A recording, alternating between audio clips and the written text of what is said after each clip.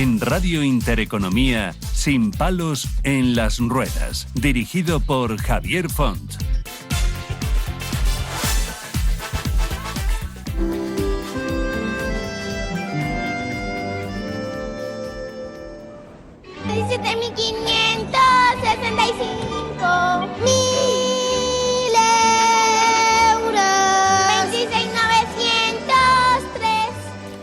Bueno, esto es síntoma de que ya ha tocado el 10º de lotería, así que si ustedes han sido los premiados, enhorabuena, y si no, pues nada, como se suele decir, mucha salud, mucho éxito y que vaya todo bien en este final de año y en 2025. Y yo decirles que ya estamos aquí otra vez, que venimos a distraerles, que venimos a contarles cosas prácticas súper interesantes y que desde luego les deseamos una feliz Navidad que está a la vuelta de la esquina. Es decir, mañana es lunes, el martes ya es Nochebuena y el miércoles es Navidad. No digo eso de saca la zapopavalía que me voy a... ¿no? Pero bueno, en fin, aquí hoy les vamos a hablar de cosas, como decía, muy interesantes relacionadas en este caso con la bioética. La bioética, como ustedes saben, pues es un campo de reflexión interdisciplinaria que aborda además las implicaciones éticas de avances científicos y que, bueno, las relaciona pues con decisiones que van encaminadas a mejorar la vida y la salud de las personas. En el caso de las personas con discapacidad, que es el caso que nos ocupa, esta disciplina adquiere una relevancia muy especial, muy superior para todos nosotros, como se pueden imaginar, ya que, bueno, pues promueve para nosotros el respeto a la dignidad humana y a la justicia como principios que deben guiar cualquier intervención en este grupo de población ciertamente vulnerable, ¿no? La historia de la discapacidad está marcada, como bien saben, por prejuicios y discriminación que han limitado el acceso a derechos fundamentales, incluidos los servicios a la salud.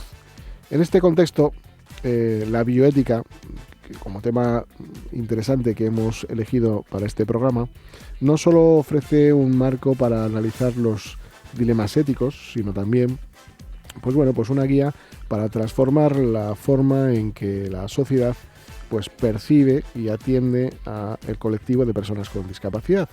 Y es que este enfoque busca, a nuestro entender, garantizar que las decisiones relacionadas con la salud y el bienestar de estas personas se fundamenten en algo tan importante, como hemos hablado en muchos programas, como es su autonomía personal, la equidad y su verdadera inclusión.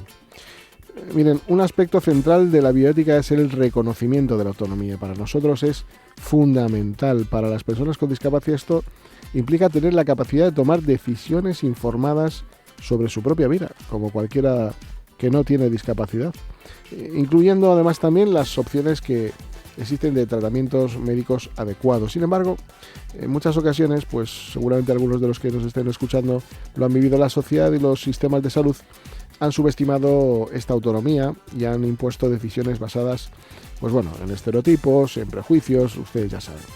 Garantizar el respeto a la autonomía personal requiere pues proporcionar información accesible y comprensible para todas las personas, no solamente para las personas con discapacidad, para todas aquellas que tienen algún problema cognitivo y que en definitiva esto les mejoraría su calidad de vida. Y así pues también crear entornos que faciliten la participación activa en su toma de decisiones. La justicia es otro pilar fundamental de la bioética. Este principio exige que las personas con discapacidad tengan acceso equitativo a los recursos y servicios de la salud sin ningún tipo de discriminación. Bueno, no obstante, como ustedes bien saben, la realidad es que muchas veces se enfrentan a barreras físicas, económicas, sociales, a múltiples barreras que limitan este tipo de acceso. Y desde una perspectiva de la bioética es para nosotros imperativo trabajar para eliminar estas barreras, promoviendo políticas públicas y prácticas inclusivas que garanticen la igualdad de oportunidades, como no podía ser de otra manera, entre ciudadanos, ¿no? Y sobre todo en el cuidado de la salud. La beneficencia, bueno, pues y la maleficencia son principios éticos que también guían la atención a las personas con discapacidad. ¿Esto qué significa? Pues significa actuar siempre en beneficio del paciente, asegurándonos pues que las intervenciones médicas sean efectivas, que sean seguras, que eviten causar daños innecesarios. En definitiva, esto requiere una comprensión profunda de las necesidades y de las prioridades individuales, como así también, pues por ejemplo, el compromiso con el trato digno y respetuoso para todas las personas. Miren, la bioética también invita a reflexionar sobre el papel de la sociedad en la promoción de una cultura pues de inclusión y de respeto, como no puede ser distinto. Esto incluye, como bien saben, desafiar muchas cosas, como por ejemplo los estigmas, los prejuicios, que muchas veces se perpetúan hacia la exclusión de las propias personas con discapacidad de entornos normalizados.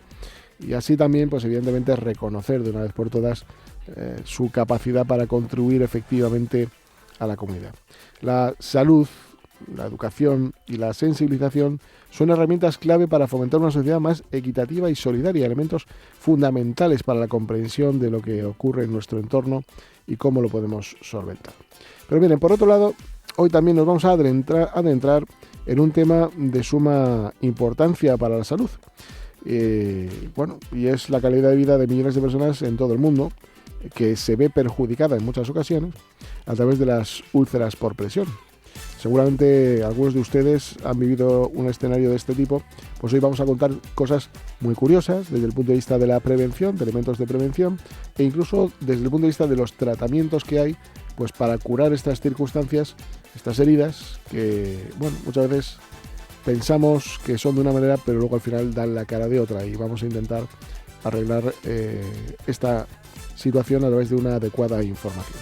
Estas lesiones también son conocidas como escaras, son heridas que se producen en la piel y los tejidos subyacentes debido a la presión prolongada en áreas específicas del cuerpo, como son, por ejemplo, los talones, las caderas o el sacro, espacios de la anatomía que hay que tener muy, muy claro, que hay que proteger, porque si no, desde luego podemos correr serios riesgos.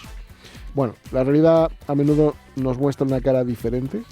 Muchas veces las úlceras por presión se asocian con la negligencia en el cuidado o con la falta de recursos del sistema de salud. Y este problema no solo afecta a los pacientes, sino también a sus familias, a sus cuidadores y quienes enfrentan una carga emocional y física considerable.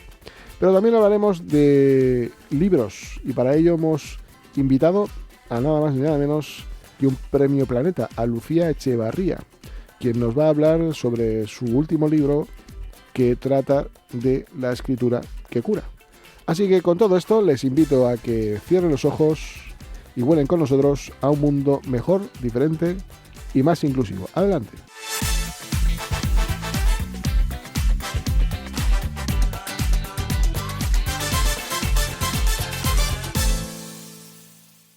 En Radio Intereconomía, Sin palos en las ruedas.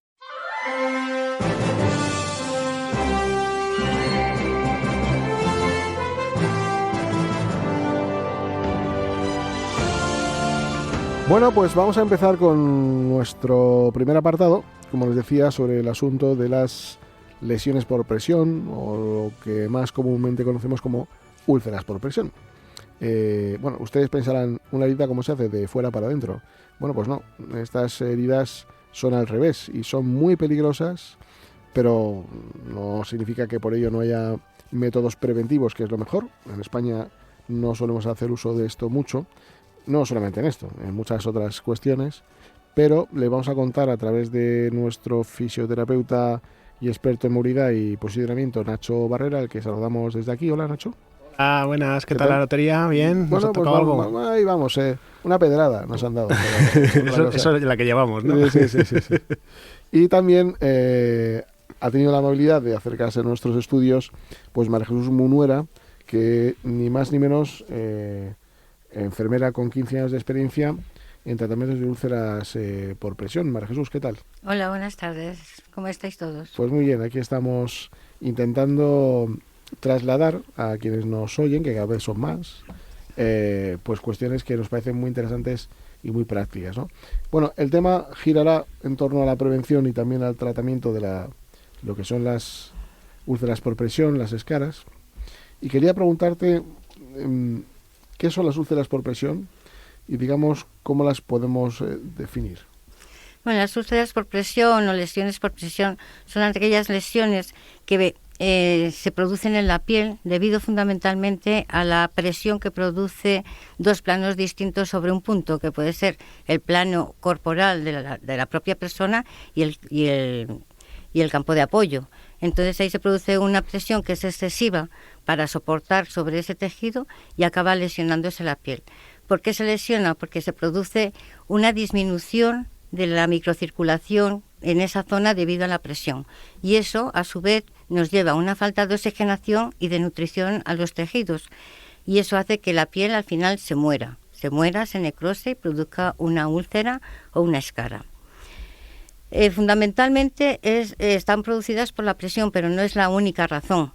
Hay elementos que contribuyen a agravar esta situación, como puedan ser las maceraciones por humedad, el exceso de sequedad, las fricciones o el cizallamiento en la movilización. Entonces, eso contribuye a que empeoren o que se produzcan. Entonces, estamos hablando que salen de dentro para afuera y lo suelen producir el propio hueso, ¿no? Sí, por la presión. La zona sufre tanta presión que no puede soportar el mantener esa microcirculación adecuada en esa zona. Entonces, claro, sobre el hueso, que es donde es la parte más dura, que es la que apoya, se produce esa lesión. No siempre tienen que aparecer de dentro para afuera, a veces van de fuera para adentro. Por eso tenemos que estar como muy, muy, muy atentos en revisar siempre la piel. Estamos hablando de las zonas más delicadas, como decía la editorial, que pueden ser los talones, las zonas de apoyo, los glúteos, las ¿no? zonas de apoyo donde aparezcan prominencias óseas y que tengan más tiempo o más duración en el apoyo, como fueron los talones, el coxis, los codos, los hombros, la cabeza, a veces en personas que están inmovilizadas, en orejas por falta de la movilidad con la frecuencia adecuada. Omóplatos. Omóplatos también. Uh-huh. ¿Cuáles son, digamos, las etapas por las que pasa una úlcera? Es decir, ¿cuándo empezamos a ver que hay que revisarlo? ¿Cuando se va coloreando la piel por encima? Bueno, pues a ver, las úlceras por presión las podemos clasificar en 3 grados. Se clasifican según la extensión y la profundidad. El estadio 1 o grado 1 aparece un eritema, que es un enrojecimiento más o menos intenso en la zona, y que a la presión nosotros lo apretamos y no disminuye el color, no empalidece, como en otra lesión enrojecida que pueda aparecer. Se mantiene rojo. Eso quiere decir que no se recupera de la circulación. Y luego aparece calor local también, y pueden aparecer inflamaciones que afectan fundamentalmente a la dermis. En el grado 1 solamente tenemos una afectación en dermis. En el grado 2 ya tenemos afectación de dermis y epidermis. Y aparece una especie de abrasión o escocedura, que es como una ampolla, que se abre y al final es la puerta de entrada para que esa úlcera pueda progresar, ¿no? Y afecta a la dermis y a la epidermis, pero no llega a planos más profundos. En el grado 3 aparece una pérdida o afectación total de todas las capas de la dermis, incluso llegando al tejido subcutáneo o planos más profundos, pero nunca afecta a la fascia. La fascia es un tejido fibroso, endurecido, que envuelven lo que son los vasos, los músculos, los huesos. En esta tercera fase no hay afectación de la fascia. Cuando sí ocurre esto es en la cuarta fase, en donde ya aparece una destrucción total de lo que es la piel, de lo que es el tejido subcutáneo y de lo que es la fascia, que es esa membrana que cubre, incluso llegando al hueso. Uh-huh. Ahí aparecen también tunelaciones o fístulas, que es por donde se nos mete o tiene más posibilidad de colonización en las infecciones. ¿Afecta la nutrición y la hidratación a la piel? Esto es fundamental. Para que esto no suceda, nosotros tenemos que tener una serie de objetivos o pautas muy claras desde un principio y ser muy metódicos con el sistema, ¿no? El objetivo principal para la actuación eficaz en una prevención por una úlcera por presión es evitarla. Hay que inspeccionar a diario y de forma muy sistemática la zona, todo el cuerpo. A la hora, eso, el mejor momento es la hora de la higiene del paciente. Pero al hacer una higiene esmerada me refiero con una serie de medidas como puede ser utilizar unos jabones neutros que no abrasen la piel, que no la deterioren o que no la sequen en exceso, aclarando muy bien para que no queden restos de jabón. Y a la hora de secar tenemos que ser cuidadosos en no hacer un secado en arrastre, sino un secado en toques, porque es una piel especialmente delicada, entonces cualquier tipo de presión o de traumatismo, aunque sea pequeño, podemos lesionarla. Y luego tenemos que hidratar la piel mucho, porque la sequedad, tanto como la humedad, es, dijéramos, el primer camino que tiene la úlcera para hacerse. Entonces hidratamos con cremas hidratantes. En las zonas donde hay humedad, porque hay incontinencia y tenemos que protegerlas de la humedad, deberemos utilizar cremas que contengan óxido de zinc y almidón de maíz, que hacen como una especie de barrera para que esa humedad no penetre más. Y luego tenemos que dar aceites hiperoxigenados. Los aceites hiperoxigenados son aceites esenciales que están sometidos a una hiperoxigenación, que su función fundamental es la de activar la microcirculación en las zonas de apoyo. Cuando demos todas estas clases, o sea, todos estos métodos de hidratación y tal, no debemos de dar masajes, sobre todo sobre las prominencias óseas, porque aunque nosotros creamos que es como para activar la circulación, lo que hacemos es hacer un microtraumatismo sobre esa piel que a la vez nos está desfavoreciendo la circulación adecuada. Hablo también un poco de lo que es la hidratación en la ingesta de líquidos, ¿no? También, sí, ¿no? Luego tenemos el apartado de, antes de todo esto tenemos que ser muy delicados y muy vigilantes en el cambio de los pañales en aquellas personas que tengan incontinencia. Uh-huh. Por ejemplo, una persona que controla sus esfínteres, pues tendremos que tener cuidado de hidratar esa piel para que no sufra ningún daño, pero contamos que no se va a macerar debido a la humedad. En los pacientes que tengan incontinencia tendremos que ser más cuidadosos y cambiar los pañales con más frecuencia. Hay que evitar hacer fricciones, sobre todo en los movimientos. Por eso al paciente, si le tenemos que movilizar, es mejor hacerlo a través de contención de la misma sábana, para no tener que arrastrar o friccionar sobre el plano. La movilización, tendremos que decir a los pacientes que en la medida que puedan, sean ellos quienes se muevan, las posturas que puedan ser más cómodas para él, incluso moverse, y si no, tendremos que hacer ejercicios pasivos que nos ayuden a movilizar al paciente. Todo esto estamos hablando de un escenario donde detectamos algo, pero la herida no se ha producido. No se ha producido. Porque cuando ya se produce... Claro, ahí vamos a hablar de la nutrición y la hidratación.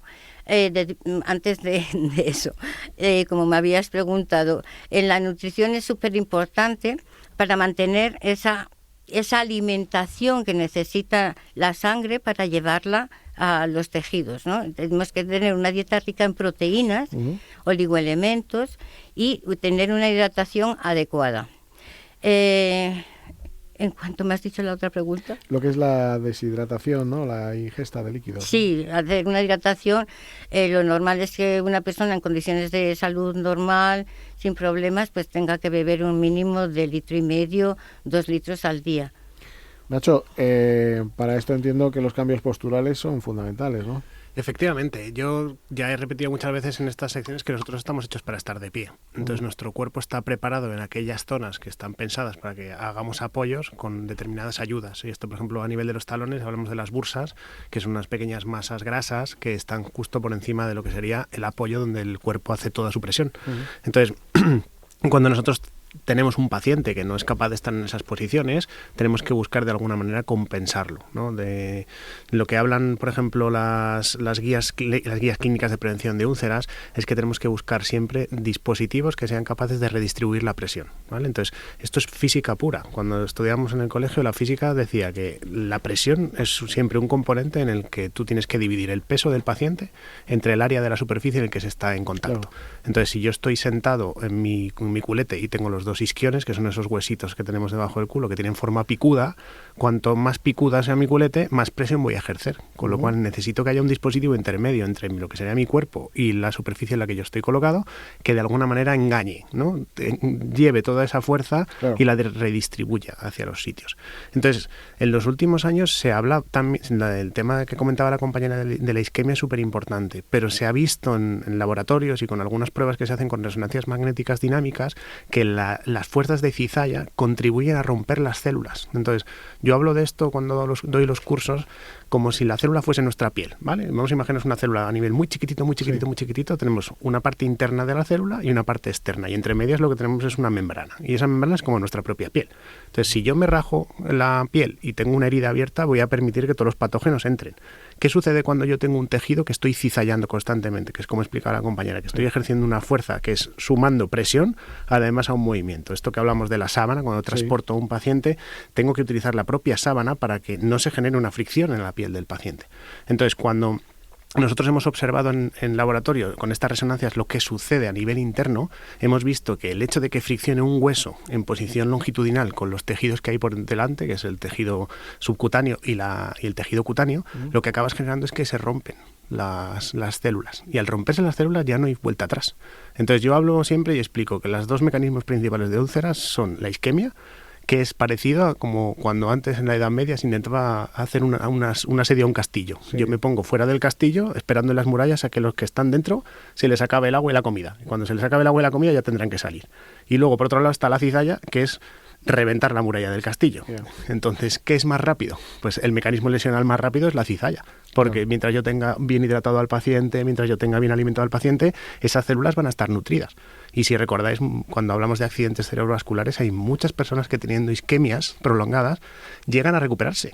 Entonces, la isquemia es un mecanismo muy peligroso, pero entre comillas es un poquito más lento que lo que sería la cizalla, y por eso es súper importante los productos. Hablas de las sábanas de los hospitales, y yo recuerdo que en algunos casos los pacientes se quejaban de los productos que se utilizan para limpiar las sábanas, que son como muy abrasivos y que al final se hace tipo lija, de tal manera que yo creo que eso perjudicaría lo que estás diciendo, ¿no? Esto, por supuesto, es un tema siempre de inversión. Es decir, claro, yo tengo que manejar un presupuesto en un hospital. ¿Qué utilizo? Pues si tengo que utilizar sábanas que están constantemente limpiándose, tiendo a utilizar sábanas que tienen muchísima resistencia a los lavados de manera industrial. Entonces, ¿qué les pasa a esas sábanas? Que son mucho más duras, son mucho más rugosas. Lo ideal sería un tipo de sábana que tuviese pues un lino, una cosa, pero claro, el precio de esto se eleva muchísimo. Entonces, hablando de gasto hospitalario, pues ahí siempre los gestores intentan buscar ese equilibrio, pero claro, también hay que utilizar buenos componentes para limpiar, buenos jabones, buenos suavizantes, etcétera, etcétera. María Jesús, nos ponemos en el escenario donde tenemos la herida detectada, ya ha dado la cara, hay que limpiarla, hay que curarla, ¿no? Y luego vamos a ir un poco a la fase de cómo podemos vivir con esa escara, porque Nacho, entenderás que evidentemente hay gente que no puede estarse mucho tiempo encamada y que con una herida pues muchas veces te obliga a estar a ello, pero simplemente por aquello de abrir un poco esa luz en el túnel, entiendo que habrá elementos de protección que te permitan un poco convivir con la herida y realizar una vida normalizada. Pero en el escenario primero, María, tenemos, como digo, la herida abierta, ¿cómo curamos? ¿Cómo hacemos? Bueno, si tenemos lo que llamaríamos una úlcera de presión, una lesión de presión de primer grado, que dijéramos que es el primer paso que tenemos que dar para evitar que se complique, porque de la noche a la mañana es difícil, casi imposible que el paciente esté bien y que aparezca al día siguiente con una úlcera de tercer grado. Entonces, por eso la labor importantísima de la revisión de la piel y la protección de la piel. Cuando ya tenemos la lesión hecha, lo que tenemos que hacer, si tenemos discontinuidad de la piel, Si no tenemos discontinuidad, hidratamos y protegemos. Pero si tenemos discontinuidad en la piel, donde ya tenemos un punto donde nos van a entrar los patógenos y nos pueden llegar a infectar la herida y a complicarla, tenemos que hacer una limpieza con suero salino, que tenga al 0,9, que no sea una solución salina muy elevada, porque entonces nos resecaría todo el resto de la piel. Y luego poner apósitos de protección. Estos apósitos de protección suelen ser de silicona, y en el mercado los que más abundan son los hidropoliméricos y los hidrocoloides.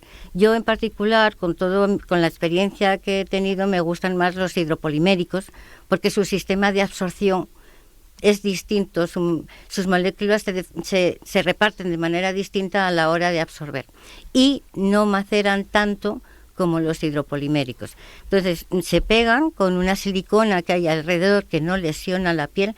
Esa piel, evidentemente, no puede tener ni aceites ni las cremas de las que hemos hablado antes, porque entonces no pegarían. Claro. Pondríamos el apósito, que nos serviría como barrera y a la vez como cicatrizante de esa pequeña lesión que nos aparece. Como una segunda piel, diría. Efectivamente, temporal, ¿no? Para proteger, ¿no? Sí, suelen ser, hay algunos que son una segunda piel muy finitos, que son siliconas, y hay otros que son más almohadillados, que nos facilitan que no haya tanta presión sobre la zona. Claro, normalmente cuando una persona ya tiene esa herida, Nacho, como decía anteriormente, claro, tiene que hacer vida o intentarlo hacer. Ya sé que evidentemente, porque además, María, las heridas curan cuando están húmedas, ¿no? Sí, tiene que tener un ambiente húmedo, pero un ambiente húmedo, dijéramos, medido. El exceso de humedad nos va a retrasar la cicatrización, la sudoración, no creo que sea bueno. Igual que el exceso de sequedad. Entonces tenemos que llegar en un punto óptimo de humedad que nos la facilita ese tipo de apósitos, y dependiendo del grado de exudación que presente la lesión, tendremos que utilizar unos apósitos más absorbentes o menos absorbentes. Si una lesión es medianamente exudativa y ponemos un apósito muy absorbente, vamos a tener un lecho demasiado seco que nos va a impedir la proliferación de las células de cicatrización. Entonces decía Nacho cómo vivimos con una escara y a la vez poder hacer una vida normalizada. Cuando hablamos de personas, imagínate el peor de los escenarios, movilidad reducida, silla de ruedas, lesión medular, por ejemplo. Lo primero y más importante para mí siempre es la educación al paciente, porque la persona tiene que ser consciente de la situación en la que está, porque yo me he encontrado muchas veces pacientes que, teniendo una úlcera abierta, te decían, no, yo es que hago vida normal. Me han puesto este cojín que parece que es muy bueno, pero yo estoy haciendo vida normal. Entonces, yo ante esa situación siempre les he dicho, olvidaros de la vida normal. Quiero decir, es que en el momento que hay una úlcera, si todavía lo que haces es meterle más presión a la úlcera, porque cuando estás sentado sobre una herida, es una de las principales contraindicaciones de las guías de prevención, tú al final lo que estás haciendo es retrasar el proceso de curación. Y no solo retrasándolo, sino poniendo más en riesgo el que pueda aparecer un patógeno que pueda entrar a través de esa herida y generar una infección, que es básicamente cuando hablamos de la comorbilidad que nos encontramos con lesiones con presiones, que los usuarios acaban teniendo sepsis precisamente porque hay una infección a través de la úlcera. Entonces, hay pocos dispositivos con evidencia científica que te permiten utilizar un producto en descarga, que se llama, ¿vale? Esto tradicionalmente se habló en un momento de los típicos donuts, que están totalmente contraindicados, y ya lo digo desde el principio, porque antes he hablado de la función de la presión. Entonces, si yo a un culete le quito un hueco para quitarle para esto, lo que estoy haciendo es aumentar la presión en el resto de las zonas. Entonces, hay muy pocos dispositivos, en concreto hay uno en el mercado que sí que tiene testeo hecho en laboratorio, en el cual tú puedes sentar al paciente y eliminar una parte del cojín para generar que en esa zona se permita la no carga, la no presión. Entonces, con ese tipo de dispositivos puedes aumentar el tiempo en el que puedes estar sentado, pero eso no significa que puedes estar sentado todo el día.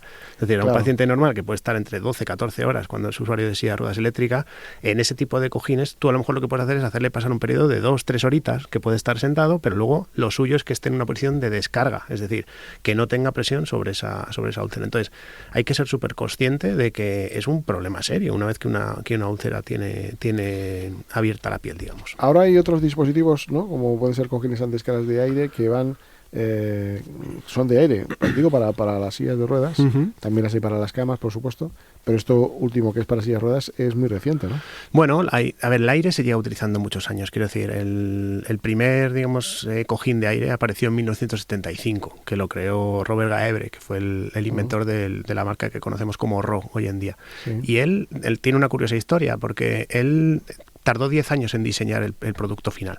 Pero el primer año ya sabía que el aire iba a ser el fluido que iba a utilizar. Sabía que era lo mejor porque era lo más ligero, lo que menos riesgo generaba a la hora de que se pudiera pinchar, etc. Más elevado. Entonces, lo que le costó mucho tiempo fue elaborar el continente, es decir, qué es lo que iba a envolver el aire para que tuviese las posibilidades, las capacidades de simular la piel.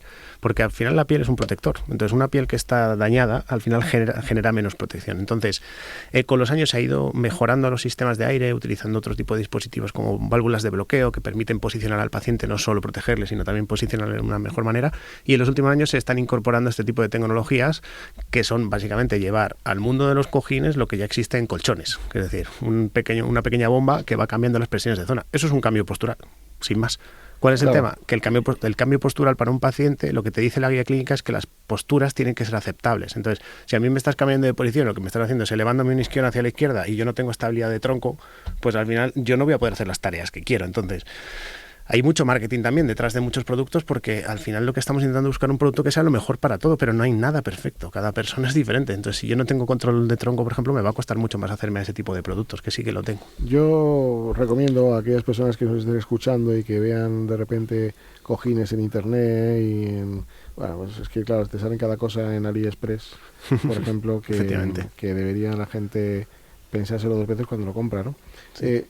Cuando estamos ya en la fase complicada de la escala en la que ya hay que operar, ¿cuál es ese momento? ¿Qué ocurre? A ver, las escalas que podríamos decir que necesitan un manejo quirúrgico serían aquellas de 3er grado avanzado, 4º grado. Mientras tanto podemos hacer una actuación mecánica a nivel de enfermería especialista, que es el desbridamiento y refresco de los tejidos. Nosotros tenemos que quitar lo que es todo el tejido muerto que aparece en la lesión para dejar esas células vivas y frescas para que puedan proliferar. Entonces ya a partir de ahí podemos, a partir de que esa lesión no cure, tenemos que utilizar una cirugía. Y ya, digamos, el posoperatorio es de larga duración, ¿no? Sí, porque, a ver, pueden dejarlas de que cicatricen por segunda intención, es decir, granulando poco a poco desde el fondo hasta la superficie, o hacer injertos. Los injertos, como son zonas demasiado comprometidas con el apoyo, pues no suelen ser muy exitosos. Bueno, pues el tiempo se nos acaba y la verdad que es una lástima porque todo lo que estamos contando es algo súper interesante. Se nos acaba tanto que nos hemos pasado de tiempo, así que bueno, estamos súper a gusto. Así que nada, Nacho, muchísimas gracias como siempre por estar por aquí. Y María Jesús, un placer. Muchas gracias. Una persona que lleva pues ya 45 años, ¿no?, en el ámbito hospitalario, ¿no? Sí. Y 15 dedicado exclusivamente a las úlceras por presión y las úlceras vasculares y iatrogénicas. Bueno, pues nada, pues algún día te haremos alguna consulta, seguro. A su disposición. Muchas gracias. Gracias a los dos. Gracias. Volvemos enseguida.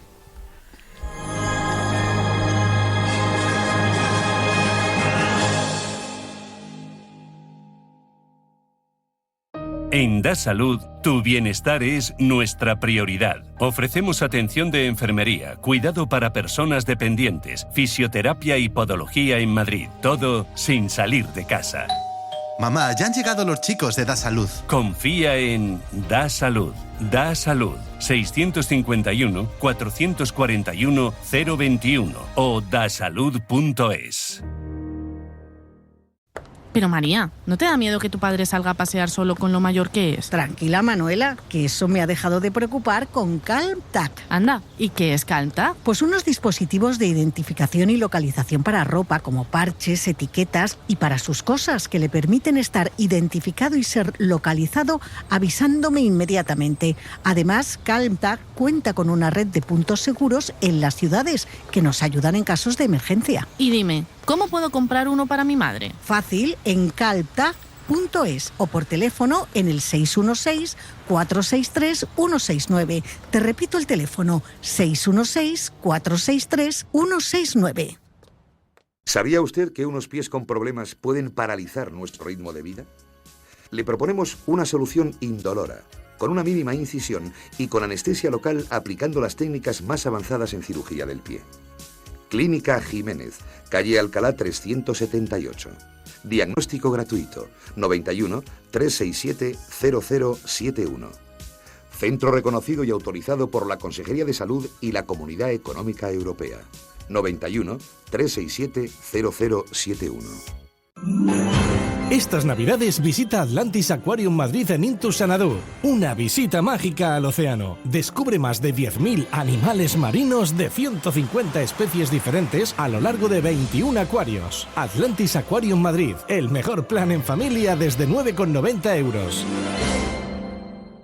Búscate una excusa para descubrir el felino salvaje de la península ibérica, para explorar el Art Deco con Tamara de Lempica, para desentrañar el fenómeno de Casa en Llamas. Búscate una excusa y conéctate a CaixaForum Plus, la plataforma gratuita de cultura y ciencia, series, documentales, podcasts, conciertos y mucho más. CaixaForum Plus, la cultura que te espera. Fundación La Caixa.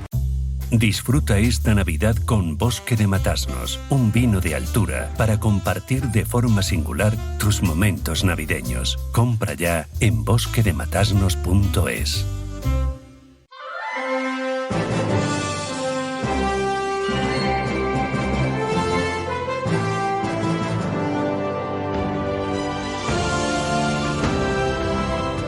Bueno, pues ya estamos por aquí de nuevo. Les decía en la editorial que íbamos a hablar también sobre bioética y pues derechos humanos enfocado hacia las propias personas con discapacidad, y para ello, pues como siempre, llamamos a personas con voces autorizadas para ello, que saben mucho y que nos pueden ilustrar muchísimo. Y desde luego, pues hemos tenido el placer de invitar a Sara Vandrés, que es experta en derecho sanitario. Además, bueno, ella es abogada, doctora por la Universidad Complutense de Madrid en la Facultad de Medicina, del Departamento de Medicina Legal, Toxicología y Legislación Sanitaria.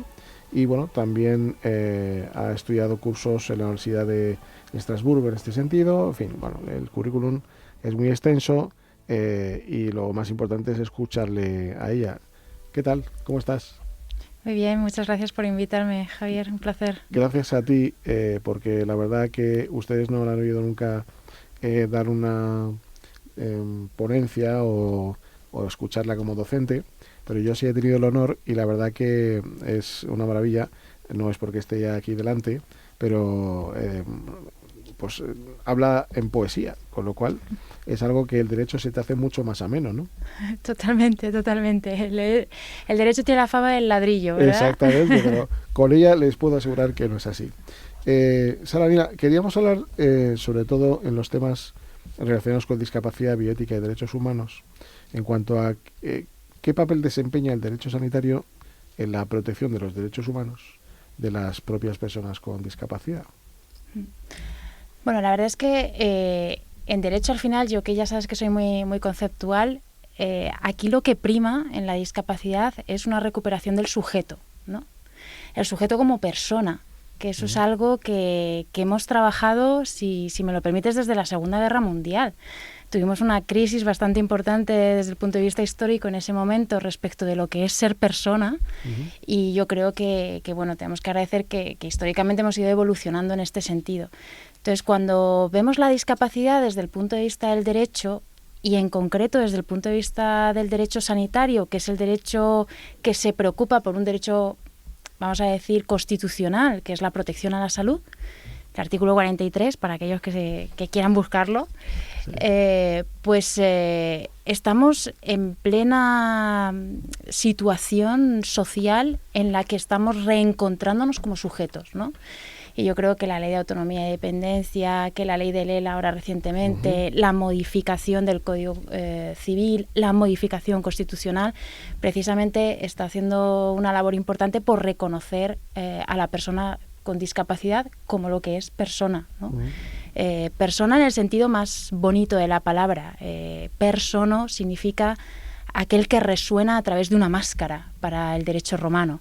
Y es el que tiene personalidad, ¿no? Es el que tiene carácter. Y eso es lo que más me gusta de este término y del sujeto, que es lo que importa al derecho. Les iba a decir que, y no fallo, que recita en derecho. Quizás tenía que haber empezado por el principio esta pregunta, pero ¿qué es la bioética? Bueno, la bioética, por dar una definición así como muy didáctica, es la ética aplicada a todo aquello que tiene que ver con la vida, entendiendo que la vida es no solamente la vida humana, ¿no? Sino también la vida vegetal, animal, el medio ambiente, que tanto nos preocupa en la actualidad. Entonces, la bioética es una forma de aplicar ética. Eso nos lleva a preguntarnos qué es ética y qué diferencia hay entre la ética y la moral. A priori, entre ética y moral no debería haber diferencia, porque una es la misma palabra, una en griego y la otra en latín, ¿no? Pero sí que es verdad que a lo largo de nuestra historia cultural pues hemos generado matices. La ética se encarga de estudiar por qué hay cosas que entendemos que son buenas y otras que son malas. Y la moral lo que hace es aplicar de forma individual eso que entendemos como bueno y malo conforme a unos principios que jerarquizamos. Y esa jerarquización de principios pues va evolucionando, ¿no? Va avanzando. Ahora podríamos decir que uno de los principios que se encuentra en la jerarquía es el derecho a la vida, el derecho a la libertad. Son principios que están ahí y que en otros momentos pues no eran tan considerados. El derecho a la vida, ¿no? Con una ley de eutanasia. Pero bueno, la verdad que sí va en contra un poco de esa bioética quizás, ¿no? Bueno, realmente el problema social que tenemos aquí es de preferencias, ¿no? Nos hemos encontrado ante una cuestión bioética, nunca mejor dicho, en que ¿qué está primero, la libertad o la vida? Claro. Este es el conflicto. Entonces, para algunos casos, cuando vamos al caso a caso, que el derecho se ocupa mucho de la equidad no es igualdad, la equidad es dar a cada uno lo que se merece en función de sus circunstancias, ¿no?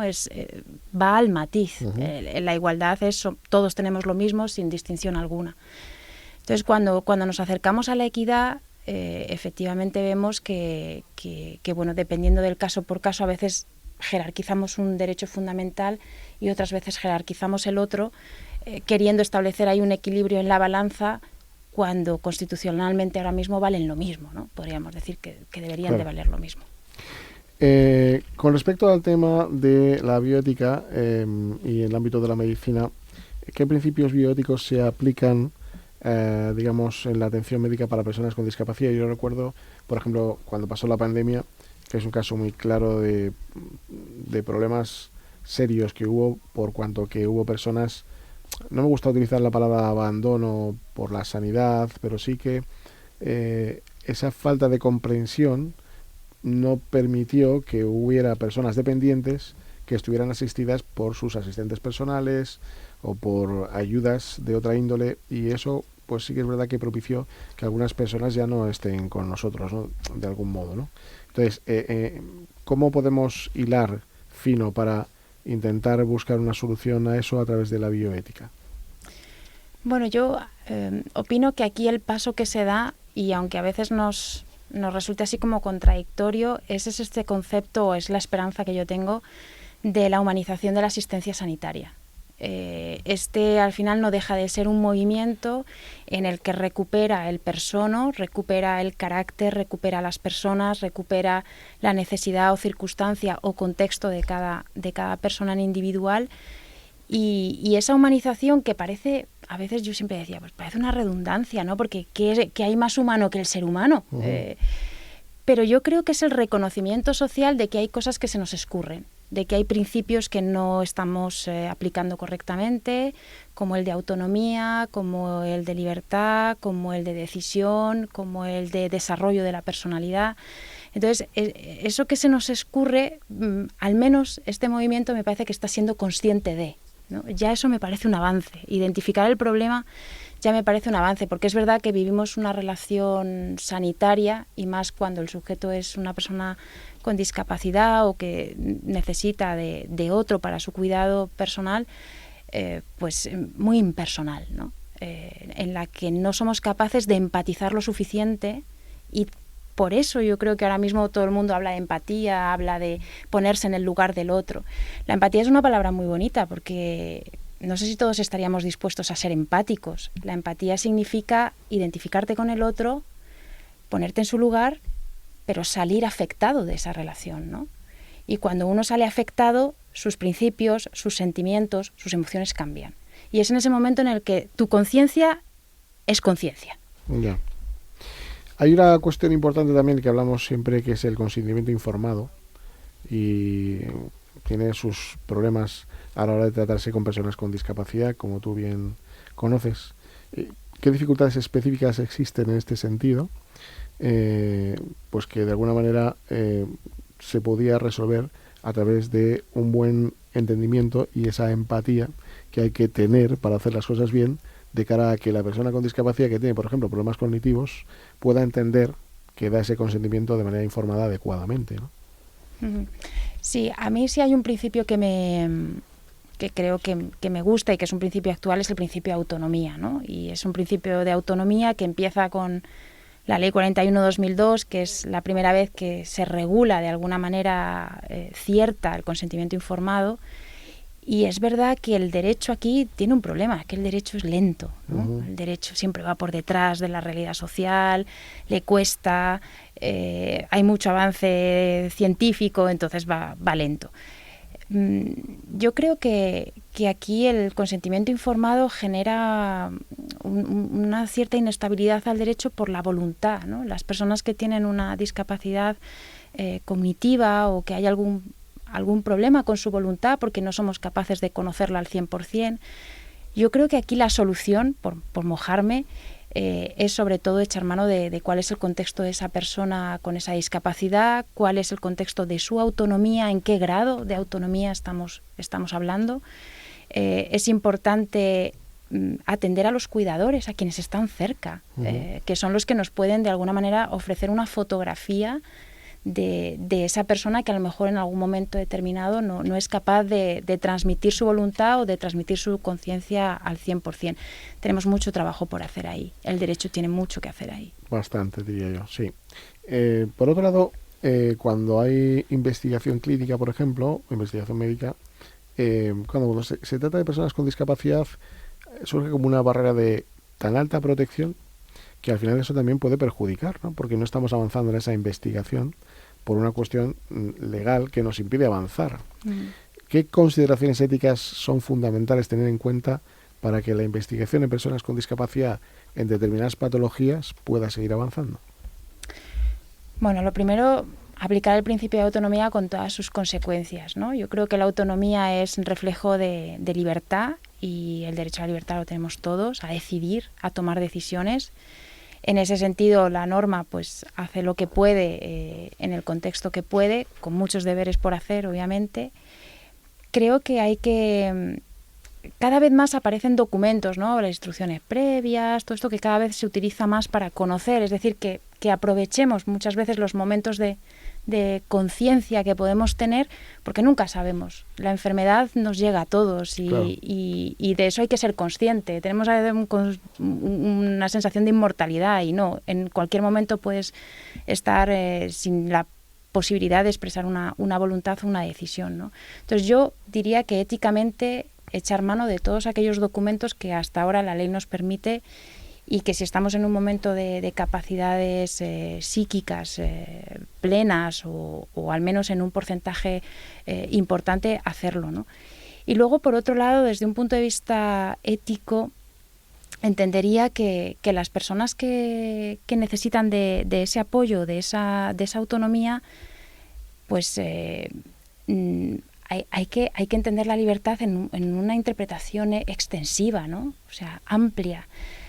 Hay algo que se da mucho a esta protección o hiperprotección de la que tú hablas, y yo creo que es porque perdemos el sentido. No se trata de hacer siempre, a veces decimos, el paciente es el centro, tenemos que dar importancia, tenemos que dar... Sí, yo no digo que no, pero también que no pierda el sentido, que él sea el sentido de cada acto sanitario, sea consentimiento informado, sea un ensayo clínico, sea una toma de decisiones en un diagnóstico, en un tratamiento, que ese paciente, que esa persona concreta, con nombre y apellido, tenga un sentido, le dé sentido.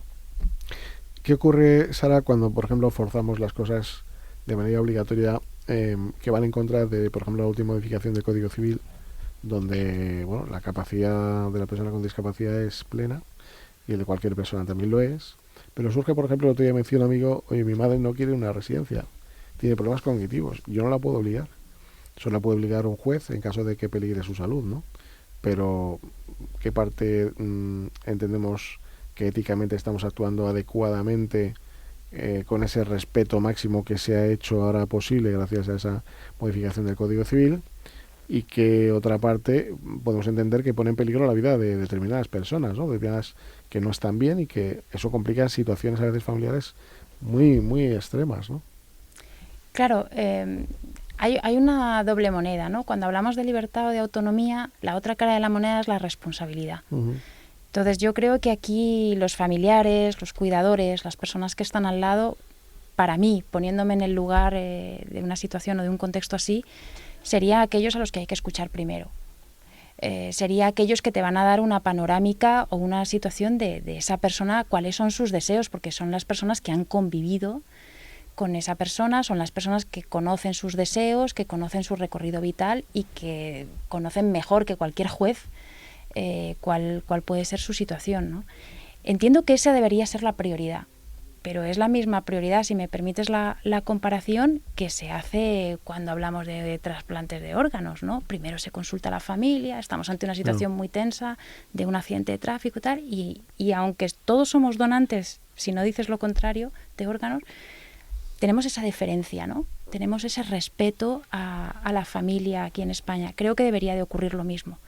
La familia ahí es verdad que asume una responsabilidad importante. Para mí sería el primer paso. Y luego creo que siempre hay que ir reduciendo las opciones o el embudo según vamos viendo que las diferentes situaciones pues a lo mejor no están encajando del todo a la situación, ¿no? Pero no de entrada cerrar una puerta o hacer una estrechez, un angosto, sino bueno, ir poco a poco reduciendo, si acaso, esa cuestión, porque vemos que hay bienes o intereses jurídicos de esa persona que pueden entrar en riesgo.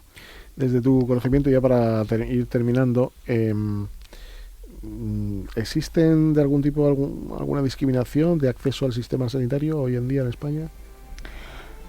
Discriminaciones, como te digo, creo que tenemos muchos deberes por hacer. Yo el otro día con una silla de ruedas, con una persona, no podíamos entrar porque se había calculado mal arquitectónicamente las columnas del edificio, ¿no? Pero creo que estamos avanzando, quiero ser positiva, creo que cada vez tenemos más conciencia de que la sociedad la formamos todos y que todos tienen esa voz y ese voto para opinar, para explicarse, para decir cuál es su contexto y compartirlo con la sociedad y que la sociedad sea consciente de esa realidad. Pues Ana Andrés, muchísimas gracias por haber venido al estudio a contarnos todo esto que es muy interesante y la verdad que se nos quedan muchas cosas en el tintero, pues muchísimas que yo creo que bueno, quedará espacio para otro momento quizás, si eres tan amable de venir a contarnos cosas muy, muy interesantes que querríamos dilucidar para todo el público, ¿no? O sea que gracias por todo y bueno, felices fiestas. Gracias a ti, igualmente, felices fiestas. Feliz Navidad. Un placer.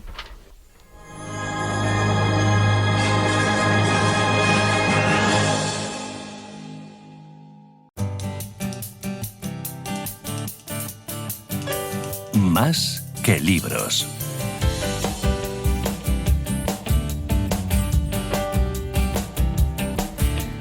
Pues cada día estoy más enamorado de esta sintonía, la verdad, porque nos trae alegría, nos trae conocimiento, nos trae a grandes personas como la que hoy ha venido a visitarnos al estudio y que ustedes, bueno, seguro que es solamente conocida porque en cuanto les diga que es Lucía Echevarría, pues enseguida les va a sonar mucho de su escritura, de su literatura, de cosas que ha hecho pues magníficas y la tenemos en el estudio.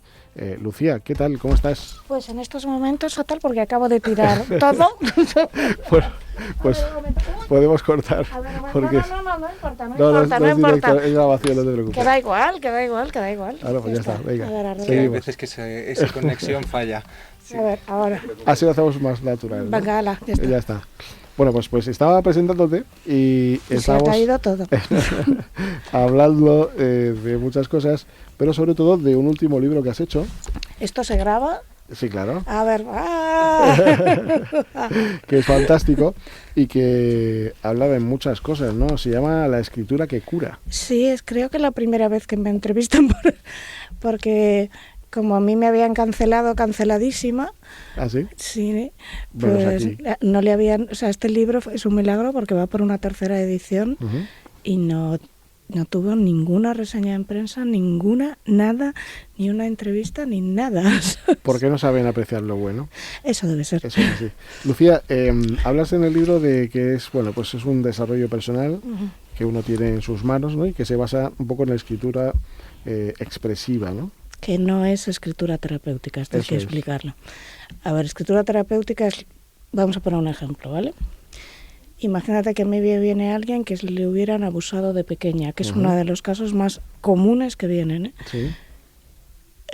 Alguien que hiciera escritura terapéutica que está basada en el psicoanálisis, le pediría que escribiera sobre eso. Yo no, ni se me ocurre. Entonces le puedo dar otra serie de ejercicios que están planteados desde antes, que en realidad es cognitiva conductual y neurociencia aplicada. Pero jamás se me ocurriría pedirle que hable del tema en sí. Porque lo único que haces es revictimizar a esta persona y demás. Entonces son ejercicios pautados que viene a ser, es decir, si tú necesitas un año de cognitiva conductual para según qué cosas, pues esto en 30 días, al menos la primera fase la has hecho.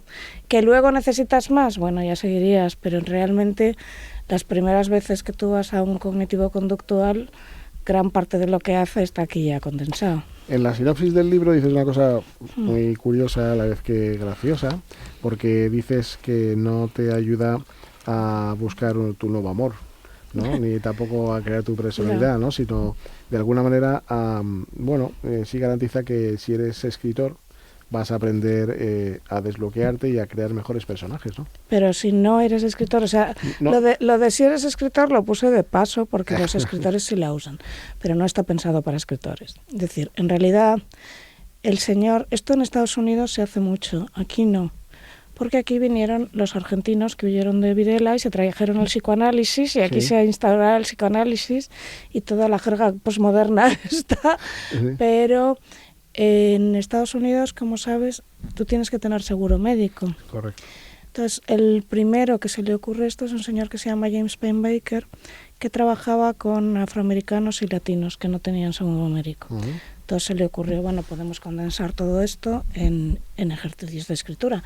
Y se suponía que trabajaba con gente que era prácticamente analfabeta. La sorpresa, y además yo sí que lo he visto, es que gente que presuntamente no sabe escribir, escribe perfectamente. Y de hecho les es más fácil porque no tienen ese prurito de es que ahora tengo que escribir bien. Para mí, lo peor que me puede pasar es cuando viene alguien y lo que quiere es escribir bonito. Entonces no hace nada porque lo que quiere es impresionarme a mí. Sin embargo, yo estoy escribiendo la segunda parte y en la segunda parte trato casos en concreto. Y cuando yo estaba haciendo las prácticas, porque para acabar psicología tienes que hacer un trabajo esclavo un ratito,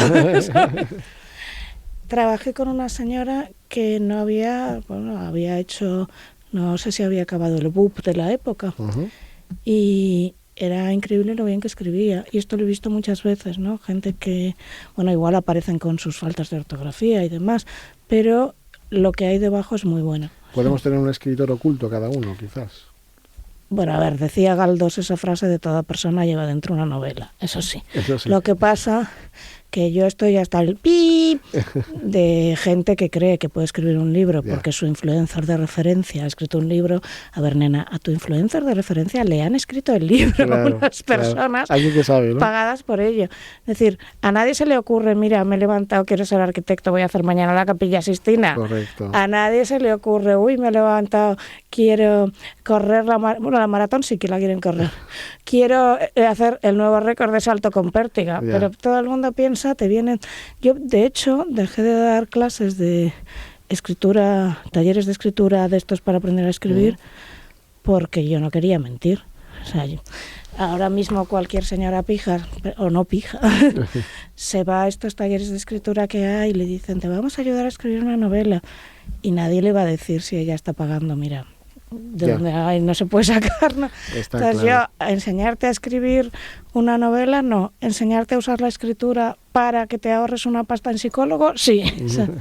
Oye, Lucía, hablas también un poco de evitar, a través del libro se puede evitar las relaciones tóxicas que surgen en la vida, ¿no? ¿Qué son relaciones tóxicas y cómo las podemos evitar?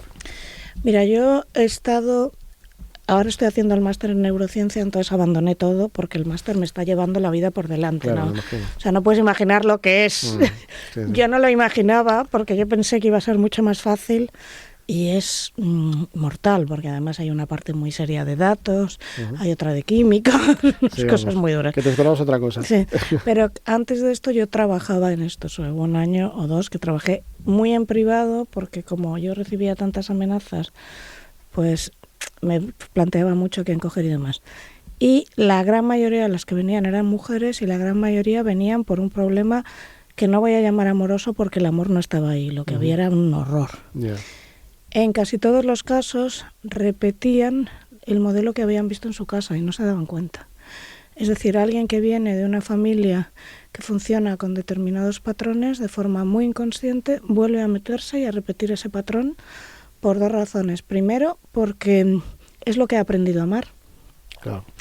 Y segundo, porque de una forma muy inconsciente que no se da cuenta, piensa, si yo repito lo mismo, pero cambio yo el final, habré arreglado mi infancia. Entonces, cuando vienen con un padre muy ausente, acaban con un hombre muy infiel. Cuando han tenido un padre alcohólico, acaban con otro hombre alcohólico, o mujer, da igual. Cuando vienen de relaciones muy abusivas, acaban con alguien que es muy abusivo y tienden a repetirlas. Entonces, para mí es muy importante que alguien se dé cuenta de que ha elegido eso, de que de una forma inconsciente lo ha elegido y de que si ve el patrón y lo aprende a romper, puede salir de ahí. Eso es una relación tóxica. Una relación tóxica es como un veneno, o sea, es como una droga. Tú sabes que te está destrozando, pero no la puedes dejar. Pero también hay relaciones tóxicas en el amor y también en la vida misma, ¿no? En, no sé, compañeros de trabajo, familia. Bueno, de hecho yo creo que ahora cada vez, en Navidad esto se va a acrecentar. Claro, quizás. Porque además, por ejemplo, ¿vosotros qué edad tenéis? Sí, pues se puede decir. Yo tengo 53 años. Vale, yo soy la mayor de aquí. Cuando yo era joven estaba prohibidísimo hablar de política en la mesa. Esto no se podía hacer. Pues más o menos. Vale. Yo recuerdo hace no tanto pues un hashtag en Twitter de educa a tu cuñado, pero o sea, en la mesa no se puede hablar de política. Sí. O enséñale feminismo a tu cosas así. Entonces, claro, como se ha creado un ambiente de hay que ir a la mesa a pelearse, pues se va a crear un Armagedón, porque yo no sé si sabes que Año Nuevo, después de Año Nuevo, más o menos, es el momento de más suicidios. La gente se suicida después de las fiestas. Navidad es el momento de más violencia doméstica, y cuando digo doméstica es que no solo incluyo la de género, es decir, incluyo a pegarse en casa. En general. Sí, en general. De que se pegue un cuñado contra otro, tal. Sí. Y Año Nuevo es el día de más violencia en la calle. Es decir, el día 24 por la noche, a las comisarías y a los hospitales vienen los que se han pegado en la mesa. ¿Y esto se sabe por qué? ¿O? Además, no solo en España, pues por estadísticas. Claro. Y los suicidios llegan después. Porque hay gente que ya lo tiene planeado y dice, bueno, no le voy a amargar las Navidades a mi familia, voy después. O porque hay gente que se ha peleado con su familia, o porque hay gente que se ha quedado sola. Entonces no hay nada peor que pasar una Navidad solo. Porque tú estás ahí en tu casa mirando la tele, y además esto me ha pasado a mí, yo lo he vivido alguna, y te dices, me voy a quedar porque mira, por lo que fuera, ¿no? Sí. Bueno, me ha pasado. Y tú oyes todo el ruido de fuera, ring, ring, ring. Ya. Y te entra ahí una congoja. Sí, cuando cualquier otro día tú estarías tan contento diciendo, qué bien que no hay nadie en casa, voy a hacerme un café. Bueno, no sé si estarás conmigo un poco, la Navidad es muy bonita, es triste, tiene que ser triste, no sé por qué, porque hablamos de cosas que llegan mucho al corazón, pero realmente lo que es un consumismo impresionante. Eso es otro de los destrozos. O sea, la Navidad se ha destrozado. Yo creo que en esto, excepto gente que tiene la suerte pues de tener una familia con la que se lleva bien, de mantener unos valores, de poder mantenerla bien. Sí. Pero en general pues se le ha metido, o sea, ahora mismo el nivel de consumismo con los niños es brutal. Es decir, yo tenía 7 hermanos, si nos tuvieran que hacer 3 regalos a cada uno, Madre mía. con lo cual yo me daban un juguete. Y además esto porque yo nací en el 66, en el 70 empieza a entrar el consumismo en España. Y yo recuerdo que tenías que ir con tu juguete o tus juguetes al cole. Y como yo era la pobre, pero era pobre porque tenía 7 hermanos, lo recuerdo con horror porque al final mis hermanos me dijeron que los reyes no existían para que no pensara que no me querían. Claro.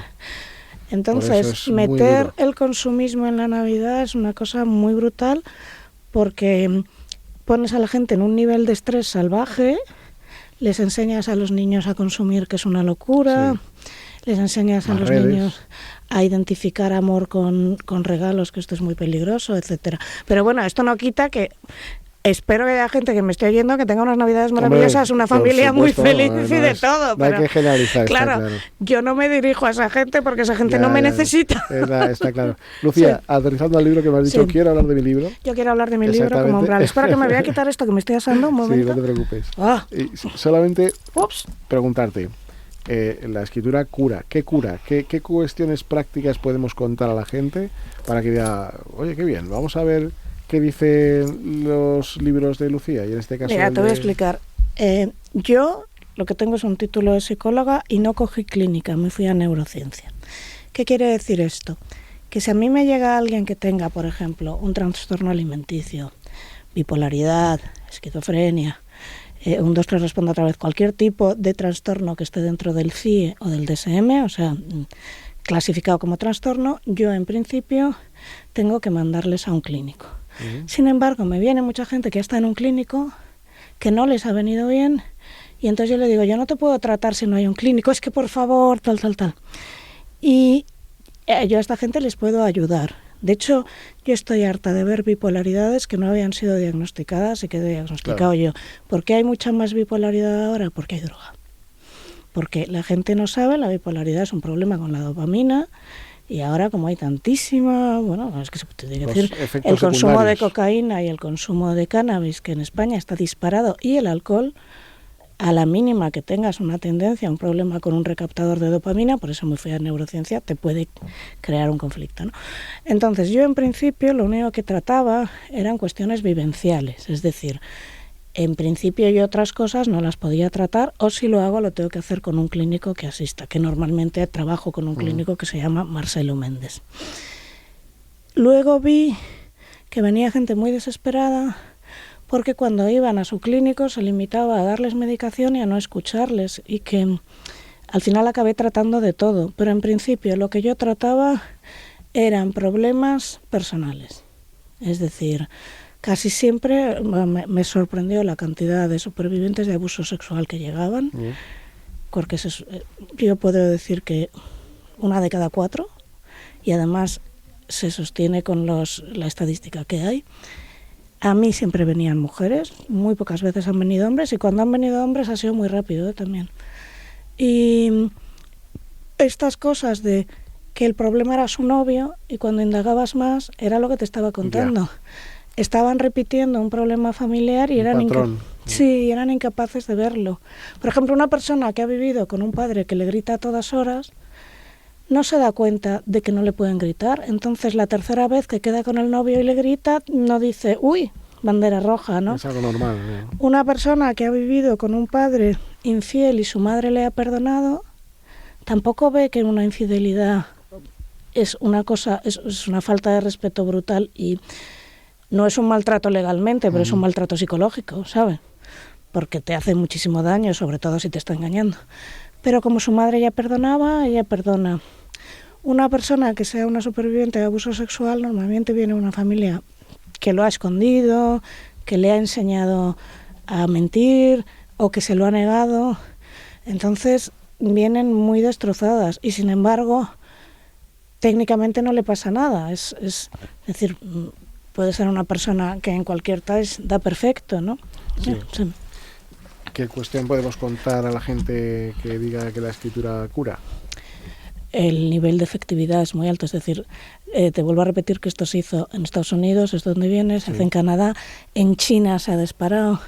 ¿Y por qué se hace allí? Pues porque no hay sanidad pública o tienes seguro médico, y entonces es muy rápido. En los estudios, hay estudios de todo tipo, y los estudios demuestran que funciona muy bien. Funciona sobre todo para estrés postraumático, esto está demostrado que es lo más rápido, y para duelos de cualquier tipo.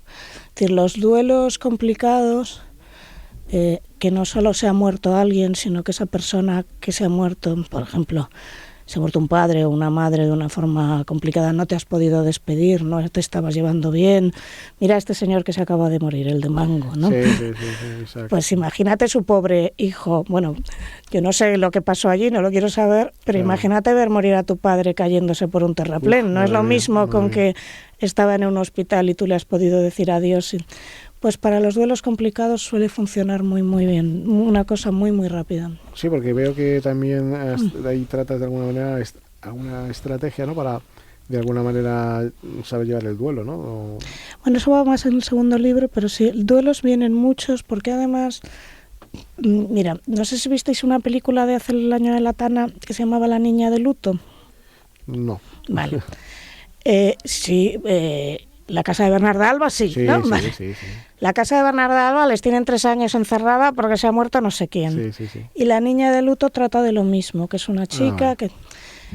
Tú dices, bueno, es una barbaridad que estuvieran 3 años encerradas, por supuesto.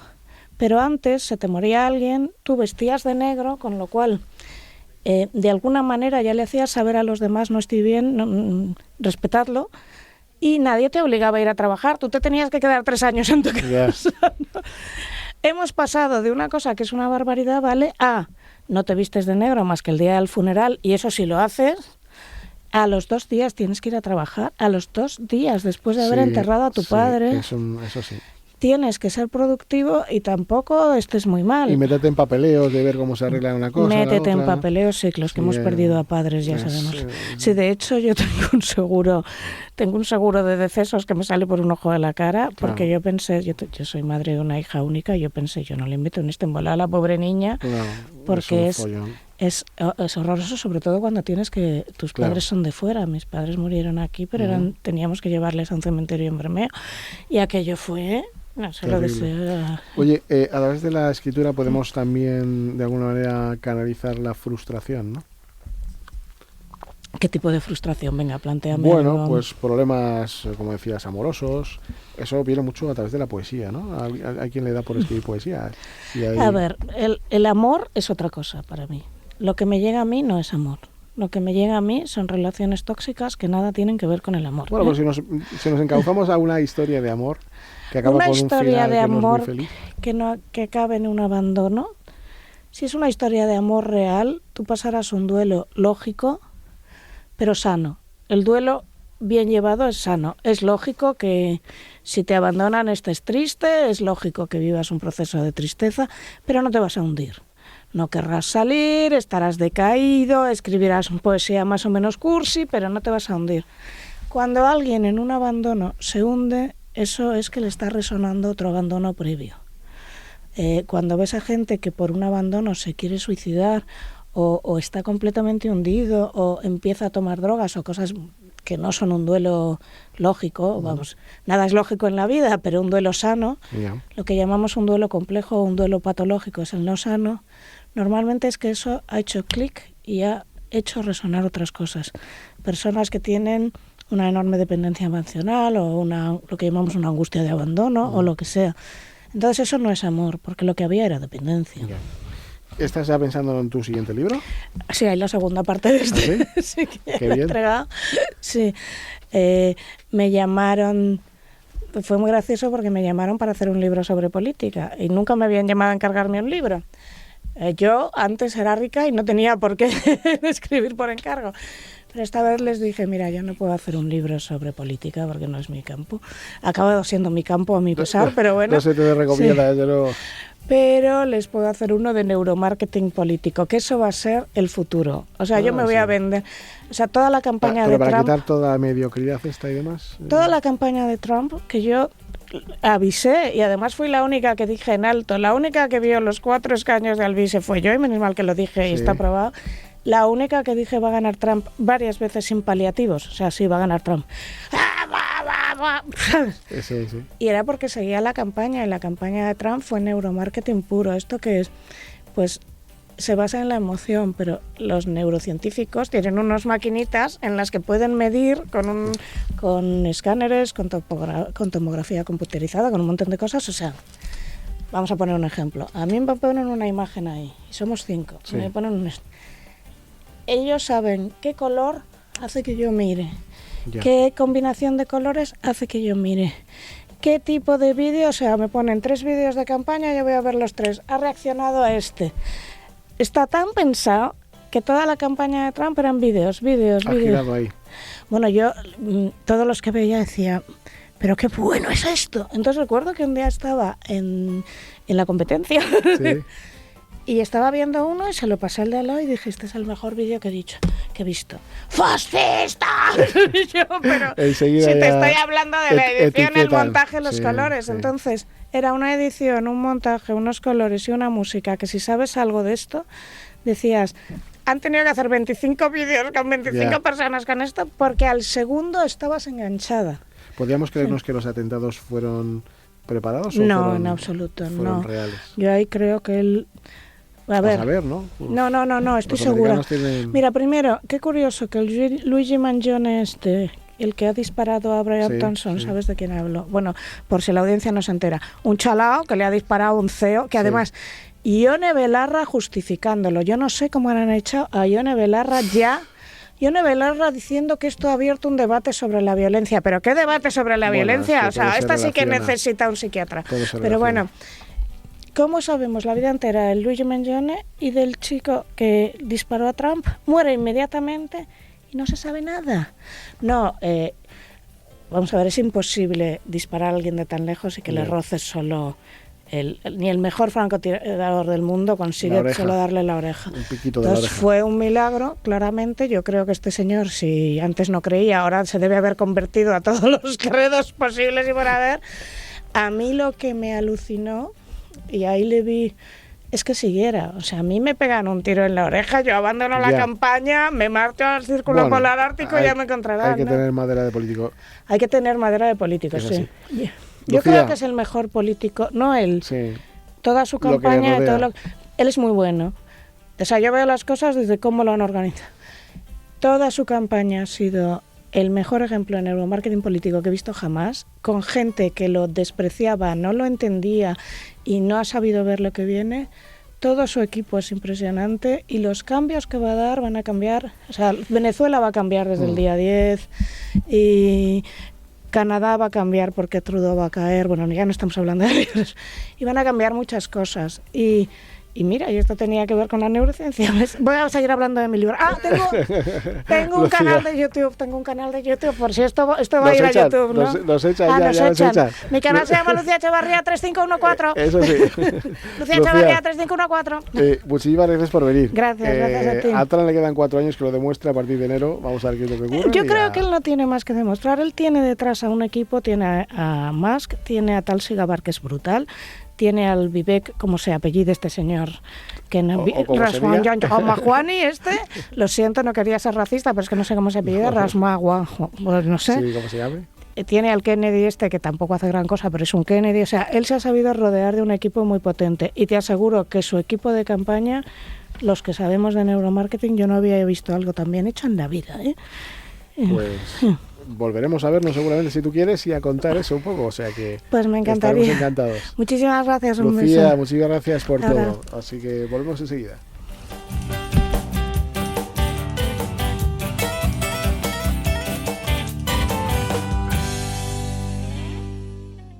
En Radio Intereconomía, sin palos en las ruedas.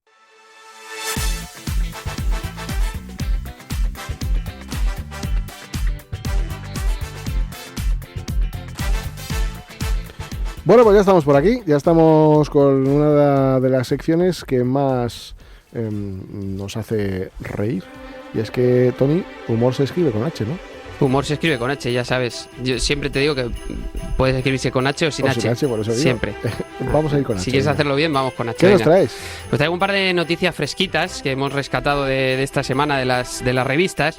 Una de ellas es sobre el influencer o youtuber y concursante de Supervivientes, entre otras cosas, Jonan Biergo. Yo la verdad es que no le tenía muy fichado a este chico, a este caballero, pero la cosa es que ha sido noticia porque en las últimas semanas se ha sometido a una operación debido a sus hemorroides, una pequeña intervención. Sabemos que es algo molesto. Molesto, sí. Y la cosa no es la noticia que haya tenido hemorroides, sino que lo ha ido contando, el proceso. Entonces es lo curioso, ¿no? Claro. Y él ha hecho unas referencias a su padecimiento, pues bastante curiosas. Por ejemplo, dice que bueno, la operación le corría prisa porque el dolor que tenía y porque el doctor le había dado muy buena sensación.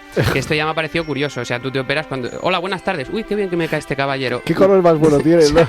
Saca el bisturí, me ha gustado su bata blanca. Y luego, pues nada, que ha salido bien, pero todavía tiene esas pequeñas incomodidades. Y lo ha comparado incluso con un parto. Dice, no sé cómo debe ser el dolor de un parto, pero qué horror. Y literalmente ha dicho que esto, tengo que pedir perdón antes de decirlo, pero palabras literales de Jonan Biergo. Dice, para que os hagáis una idea, es como si me metieran un cuchillo jamonero por el ano y lo rotasen como un kebab. Tampoco sé cómo se siente uno. Claro, la cosa es como el que dice, sabe a moco. Dice, ¿sabes cómo saben los mocos? Pues exacto, esto igual. Sí. Claro, aunque yo, haciendo la referencia al kebab, he visto la higiene con la que se preparan algunos kebabs, algunos, no todos, y lo mismo prefiero alguna que otra hemorroide. Cuando vea el kebab, a lo mejor me acuerdo de las hemorroides. No debe ser muy apetecible. Esperemos que se mejore, por supuesto, de Jonan Biergo, si nos está escuchando. Y como diría Matías, la operación la ha salido de culo y les ha salido el tiro por la culata, porque además cuando tienes hemorroides cuesta sentarte, cuesta andar. Esto también pasa cuando bebes alcohol, aunque cuando bebes alcohol lo mismo acabas pedo, y cuando tienes hemorroides no quieres el pedo ni verlo. O sea, el pedo es como una tortura. Una almorrana es como el malote de clase, preferirías que no estuviera, pero cuando sabes que está y no le ves, piensas la que está preparando por la almorrana. Igual si no la ves pero sabes que está, dices, madre mía. Y bueno, que yo sé que también esto puede venir tengo familiares que tienen colon irritable y esto puede provocar hemorroides. Claro. Yo la primera vez que me hablaron de colon irritable me imaginaba a Cristóbal Colón ahí enfadado a todas horas, súper irascible. Pero no, que en la época... Y ya sabemos por qué, entonces. Claro, porque con Isabel no le irritaba mucho. Isabel. No, en la época de Cristóbal Colón seguro que también había hemorroides y no se quejaban tanto. Nada, eso bueno, él trajo las especias. Sabemos lo que pasa si tomas muchas especias, que te salen alguna que otra. Morirían de muerte natural. Hemorroide. Y bueno, pues que se mejore Jonan Biergo. Y otra noticia es que por lo visto ha sido como una tradición de las últimas navidades de Terelu Campos, que ha hecho un vídeo y por lo visto se ha hecho muy, muy viral presentando su árbol de Navidad. No es el hecho de sacar el árbol, que por lo visto ya te digo que yo lo llevo haciendo varias navidades, sino que este año, que es su primera fiesta como abuela, pues ha contado que el árbol se lo ha regalado un amigo suyo, que es Fernando, que una tiene floristería, ¿no? Efectivamente, de Alcorcón. Se lo ha regalado y ha recibido una cantidad de críticas desde sacas tajada de todo. Hay gente que no puede tener el árbol y a ti te lo regalan, todos los años se lo tienen que hacer, ella no es capaz, cantidad de haters. Entonces yo aquí quería hacer un llamamiento en contra de los haters, a favor no de Terelu, pero que cada uno celebra la Navidad como le dé la gana. Entonces que Terelu haga lo que le salga del árbol. Como el árbol está lleno de bolas, pues Terelu haz lo que te salga de las bolas del árbol. Exactamente. Y bueno, tenemos tiempo, tenemos un minuto, pues entonces voy para el final del todo. Este alegato en contra de los haters y a favor de que cada uno celebre como quiera las fiestas y la Navidad en particular. Quería hacer un alegato que además lo va a hacer mucho más elegante mi amigo Boris Izaguirre. Estoy de acuerdo, mira, porque yo creo que nos iría mejor si esas personas que critican si Terelu pone el árbol o no lo pone, gastaran su tiempo en poner su propio árbol sin importarle el de los demás. Y aquí va mi, no poesía, pero sí unos cuantos versos. Dice: ¿acaso importa montar el árbol, el Belén más bonito de todo el barrio, o mirar al de al lado y decidir si es peor que el que tú has montado? Las luces más elegantes en los vídeos de Instagram y adornar la casa a lo grande solo por el qué dirán. ¿Qué pasa si no pongo calcetín en la chimenea para que Papá Noel vea que la Navidad me da igual? Lo que me importa es quién me lea. Por eso dejemos vivir a la gente como quiera, montes tú el Belén o te lo monte el que fuera. Revisemos nuestros adornos y en la cena de Navidad, al poner el horno, nos demos cuenta de lo importante. que no es tener el árbol más brillante o la publicación con más visitantes. Es intentar que la Navidad no sea todo aparentar. Ser buenos solo en estos días del año y el resto de meses como buen rebaño a todo el que puedo haciendo daño. Dios mío, merece la pena. Qué elegancia, un aplauso, ese fantástico. Sí. Me encanta la Navidad. Muchas gracias, Boris. A mí también. A mí me encanta esto. Boris, feliz Navidad. Feliz Navidad, felices fiestas. Buen árbol, te regalo. Vale, yo me lo monto yo solo. Y el árbol también. Gracias, Toli.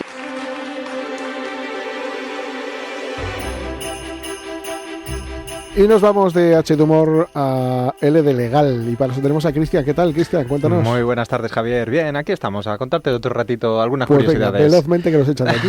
Bueno, como pues siempre. hoy vamos a hablar un poco de la protección de datos, ¿vale? Y es que, bueno, es un derecho reconocido en muchas legislaciones del mundo, como es el Reglamento General de Protección de Datos de Europa, y su objetivo es garantizar que todas las personas pues puedan decidir sobre el uso de su información personal. Entonces, para las personas con discapacidad, este derecho es especialmente importante, ya que muchas veces la información está vinculada a aspectos sensibles, como la salud, las necesidades de apoyo o su acceso a prestaciones sociales. Entonces, cuando hablamos de datos sensibles, nos referimos a esos datos que, si se exponen o se utilizan de una forma inadecuada, pueden generar una discriminación o una vulneración de derechos, como por ejemplo con la información médica o la de dependencia. Sin el consentimiento adecuado puede afectar al acceso al empleo, a la educación, a servicios esenciales, ¿vale? Entonces, la legislación no solo protege estos datos de forma más estricta, sino que también obliga a organizaciones a cómo manejarlos con ese cuidado, digamos, que tienen que tener extremo de esta especial importancia. Entonces, sin embargo, en la práctica las personas con discapacidad se enfrentan a veces a barreras específicas, como es esa protección de los datos. Las más frecuentes es la falta de accesibilidad, ya que muchos documentos sobre privacidad no están en condiciones o formularios en braille o en una lectura fácil, entonces muchas veces no saben a quién están cediendo esos datos o cómo se usarán o con quién se van a difundir. Entonces, bueno, pues es un problema que es muy normal en las personas con discapacidad. Entonces, claro, por ejemplo, también en el ámbito laboral, donde la información sobre la discapacidad o las adaptaciones necesarias a veces es mal utilizada para excluir a estas personas de un proceso de selección. Entonces, esto no es solo ilegal, sino que la refuerza, digamos, esas barreras sociales y que deberíamos tratar de eliminarlas. Entonces, bueno, pues para que las personas con discapacidad puedan proteger ese derecho a la información, hay que exigir que toda información sobre privacidad esté en formatos accesibles, y esto es un favor, no un derecho.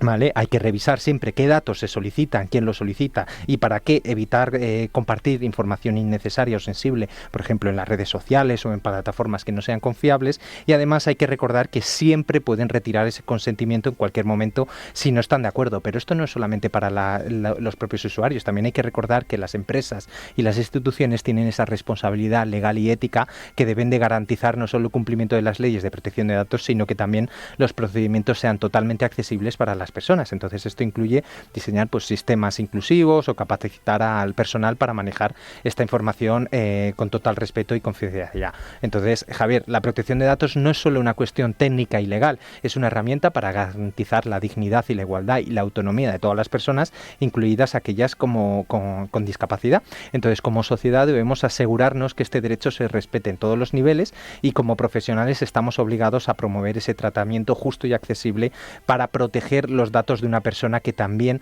va a ayudar a proteger su derecho a decidir y a qué lugar tiene en la sociedad. Entonces, bueno, un pequeño aquí parrafito para recordar que la protección de datos es muy importante y que tenemos que tenerla siempre en cuenta, sobre todo con esa problemática de la discapacidad. Claro que sí. Pues nada, te deseo feliz Navidad, como se lo deseamos a todas aquellas personas que nos están escuchando, porque cogemos también unos días de descanso.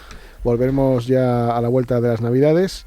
Mientras tanto, pueden seguirnos en las plataformas Spotify, Amazon Music, en fin, YouTube, en muchas de las que ya están ustedes seguro dados de alta e inscritos. Así que les deseo una feliz Navidad, un excelente 2025, y con este tintineo nos despedimos para coger fuerzas y seguir aquí con todos ustedes.